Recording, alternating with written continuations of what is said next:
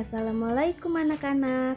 Perkenalkan, nama kakak Hinata Sapira dari Prodi Pendidikan Guru Madrasah Ibtidaiyah, Fakultas Tarbiyah dan Ilmu Keguruan, Institut Agama Islam Negeri Pontianak. Sebelum menonton video kali ini, jangan lupa kalian like and subscribe. Terima kasih.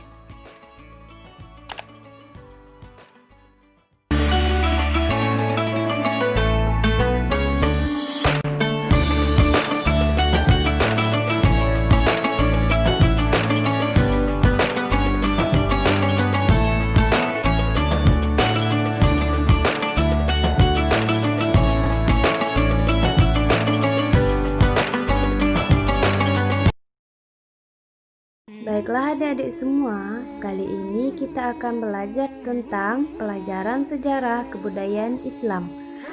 Materi yang akan kita bahas kali ini berkaitan dengan salah satu khalifah, yaitu Khalifah Utsman bin Affan.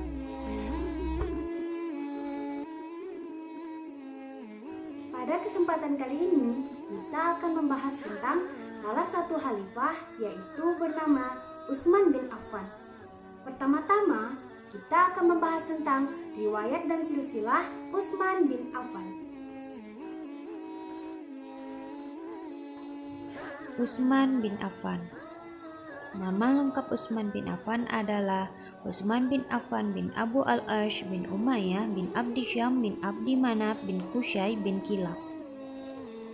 Ia lahir di Mekkah 6 tahun sesudah terjadinya Tahun Gajah. Nama ayah Utsman bin Affan adalah Affan bin Abu As, sedangkan nama ibunya adalah Arwah. Buku silsilah Utsman bertemu Rasulullah SAW dapat dilihat dari tabel berikut ini.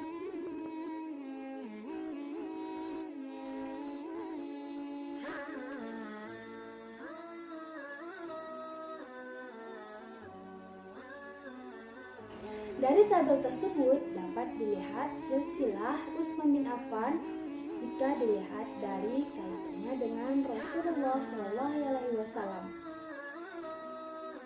Khalifah Utsman bin Affan merupakan khalifah yang sangat terkemuka pada masanya. Khalifah Utsman bin Affan terkenal dengan halus bahasanya, sangat baik, dermawan, sangat dicintai oleh kaumnya, dan sangat dihormati. Utsman bin Affan merupakan khalifah yang sama sekali tidak pernah menyembah berhala.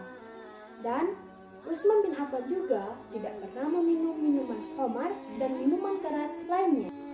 Utsman bin Affan masuk Islam pada umur 34 tahun. Utsman bin Affan merupakan khalifah yang pertama kali memeluk Islam. Utsman bin Affan memeluk Islam diajak oleh Abu Bakar As-Siddiq. Utsman bin Affan disebut juga dengan As-Sabiqunal Awwalun, yaitu orang yang pertama memeluk Islam. Utsman bin Affan diberi gelar yaitu Zunnurain, yang artinya pemilik dua cahaya. Maksud dari dua cahaya adalah di mana Utsman bin Affan dinikahkan dengan putri Rasulullah SAW. Yang pertama adalah Ruqayyah. Ruqayyah merupakan putri Nabi Muhammad SAW, di mana dia meninggal pada saat perang Badar. Kemudian Utsman bin Affan dinikahkan lagi dengan putri Rasulullah yang kedua, yang bernama Ummu Kulsum binti Rasulullah. Ada juga ulama yang berpendapat bahwa gelar Zunnurain diberikan kepada Utsman bin Affan merupakan arti dari satu cahaya, di mana satu cahaya dari hafalan Quran Utsman bin Affan, dan kemudian satu cahaya lagi merupakan sholat malam. Utsman bin Affan meninggal pada tanggal 18 Dzulhijjah tahun 35 Hijriah. Setelah kita membahas tentang riwayat dan silsilah Utsman bin Affan, kemudian kita akan membahas tentang kepribadian Utsman bin Affan. Utsman bin Affan memiliki kepribadian yang sangat mulia. Kepribadian tersebut patut kita contoh dalam kehidupan sehari-hari. Kepribadian Utsman bin Affan yang pertama adalah bersikap tawadu. Sifat tawadu, sifat kerendahan hati. Sifat ini muncul dari keikhlasannya kepada Allah Subhanahu wa Ta'ala. Abdullah Ar-Rumi mengatakan, Utsman bin Affan mengambil sendiri air wudunya apabila ia melakukan sholat malam. Dikatakan kepadanya, jika kamu memerintahkan pembantumu, maka ia akan mencukupimu. Utsman menjawab, tidak, malam hari adalah hak mereka untuk beristirahat. Hal inilah yang menunjukkan sifat rendah hati Utsman bin Affan. Meskipun tingkat sosialnya tinggi, ia tetap melayani dirinya sendiri. Itulah yang disebut sifat tawadu yang dilakukan oleh Utsman bin Affan. Dan kepribadian yang kedua adalah Utsman bin Affan memiliki kepribadian yang sangat dermawan. Khalifah Utsman bin Affan termasuk sosok yang sangat dermawan.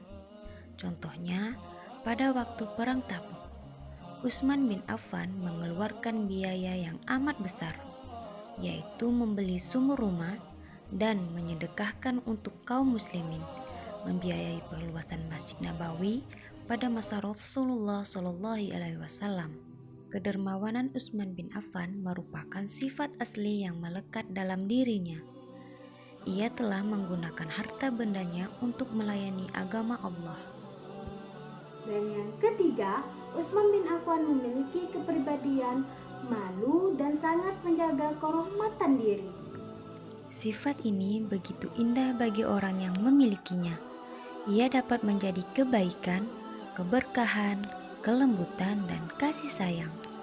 Dan yang keempat, Utsman bin Affan memiliki kepribadian yaitu pemaaf. Sifat keteladanan yang lain yang dimiliki oleh Utsman bin Affan adalah pemaaf. Sifat tersebut terlihat pada saat Utsman ingin dibunuh oleh seseorang. Namun, sebagai pemimpin, Utsman memaafkan orang tersebut. Dari tindakan Utsman tersebut, dapat dilihatlah bahwa Utsman bin Affan sudah memiliki sifat pemaaf dari sebelum diangkat menjadi khalifah atau pemimpin. Dan yang kelima, Utsman bin Affan memiliki kepribadian ahli ibadah. Khalifah Utsman bin Affan termasuk orang-orang yang sungguh-sungguh dalam beribadah. Utsman bin Affan memiliki kebiasaan membaca Al-Quran dari awalnya pada malam Jumat dan menghatamkan pada malam Kamis. Tidak hanya itu, Utsman juga melakukan puasa terus-menerus dan melakukan sholat malam kecuali waktu awal malam yang ia gunakan untuk tidur. Selanjutnya kita masuk poin yang ketiga, yaitu perjuangan Utsman bin Affan sebagai khalifah. Sebelum Khalifah Utsman bin Affan wafat, beliau membentuk sebuah majelis yang diberi nama Majelis Syuro yang beranggotakan 6 orang sahabat Rasulullah SAW. Keenam sahabat tersebut adalah yang pertama Utsman bin Affan, kedua Ali bin Abi Thalib, dan yang ketiga Abdurrahman bin Sa'ad bin Abu Waqqas, Az-Zubair bin Al-Awwam, dan Talha bin Ubaidillah. Majelis Syura dibuat untuk menentukan siapa khalifah yang akan memimpin. Majelis Syura berlangsung selama 3 hari. Jadi setelah musyawarah tersebut, maka ditetapkanlah bahwa Utsman bin Abu Affan lah yang menjadi khalifah selanjutnya. Utsman bin Affan resmi diangkat menjadi khalifah untuk menggantikan posisi Umar bin Al-Khattab. Setelah dibaiat menjadi khalifah, Utsman bin Affan menyampaikan pidatonya yang pertama. Di dalam pidato tersebut, Utsman menyampaikan bahwa dia akan terikat dengan Al-Quran, As-Sunnah, dan keputusan Abu Bakar dan Umar. Dia juga menyampaikan pidatonya bahwa dia akan memimpin dengan penuh kasih sayang dan dengan hikmah, kecuali satu, yaitu hukum. Langkah pertama yang dilakukan oleh Utsman bin Affan sebagai khalifah adalah menulis surat untuk semua gubernurnya. Dalam surat tersebut, Utsman bin Affan mengatakan bahwa setiap gubernur atau pemimpin tidak boleh mengambil uang rakyat, melainkan hanya mengayomi dan mencintai rakyatnya dengan sangat baik. Hanya gubernur loh yang dituliskan surat oleh Utsman bin Affan, melainkan panglima perang juga. Di dalam surat tersebut, Utsman bin Affan berkata kepada panglima perang bahwa mereka harus menjaga kaum muslimin dan juga mengayomi mereka semua. Hal ini dilakukan Utsman bin Affan agar masyarakat dan pemimpin dapat bertanggung jawab atas hak dan kewajibannya masing-masing. Dalam bidang ekonomi, Utsman bin Affan menggunakan prinsip sebagai berikut.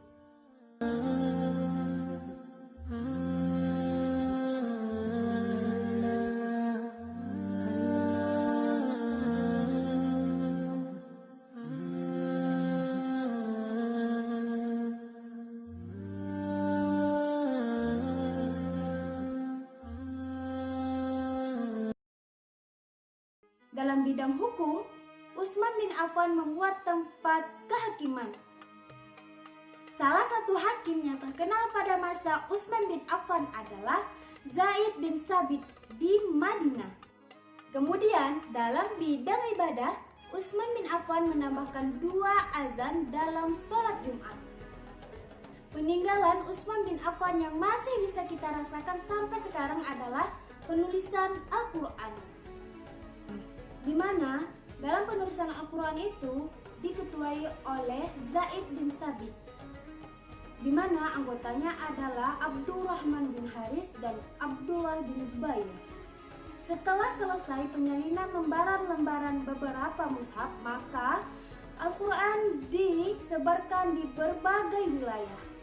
Di antaranya disimpan di Madinah, Syam, Kufah, Basharah, dan Mekah. Setiap mushaf yang dikirim itu dikirim juga dengan pengajarnya, agar para pengajarnya dapat mengajarkan dan mengayomi setiap rakyat yang ingin membaca Al-Quran tersebut. Berikut ini adalah nama guru yang diutus di berbagai wilayah.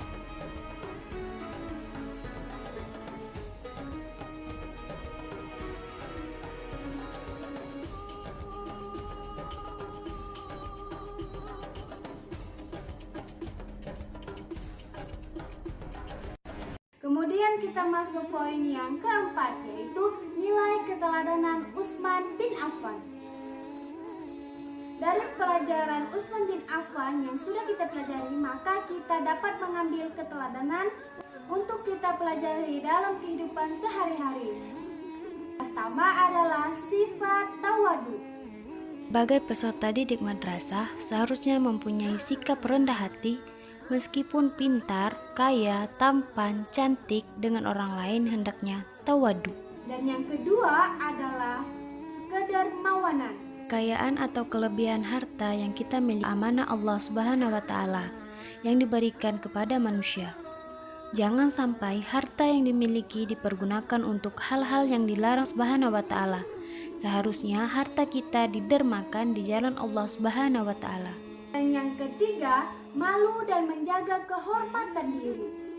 Sikap yang mulia sudah luntuh di kalangan pelajar di zaman sekarang.